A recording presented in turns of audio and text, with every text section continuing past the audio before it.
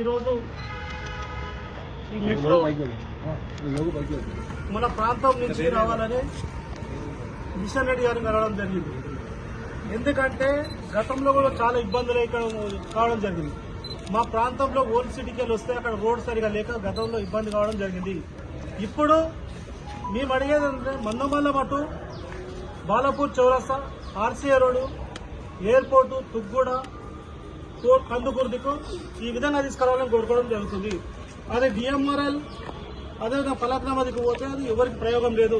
ఈ ప్రాంతంలో దాదాపు 30 లక్షల మంది పబ్లిక్ కాబట్టి ఈ ప్రాంతానికి వస్తే ఈ ప్రాంత ప్రజలకు అవసరాలకు ఉపయోగపడే విధంగా ఈరోజు మన మెట్రో అవసరం పడుతుంది. ఎందుకంటే మహేశ్వరం నియోజకవర్గంలో ఏ భూమి తీసుకున్నా ఇవాళ ఫార్మసిటీ కానీ ఇలా 4th సిటీ అని రేవంత్ రెడ్డి గారు చెప్పినా కానీ గతంలో కూడా తుక్కుడ ప్రాంతాల్లో ఫ్యాక్టరీలకు ఇచ్చిన కూడా భూములు మావి. కానీ మా ప్రాంతం డెవలప్ కావడం లేదు, మా ప్రాంతంలో కొలువు రావట్లేదు. ఇదన్నా మా వైపు రావాలని కిషన్ రెడ్డి గారు చేయడం జరిగింది. అదేవిధంగా రాబోయే రోజుల్లో రేవంత్ రెడ్డి గారు కూడా ఒక కాపీ ఇస్తాం. మా ప్రాంతాన్ని డెవలప్ చేయాలి, మా ప్రాంతంలో మెట్రో రావాలని కోరుకోవడం జరుగుతుంది.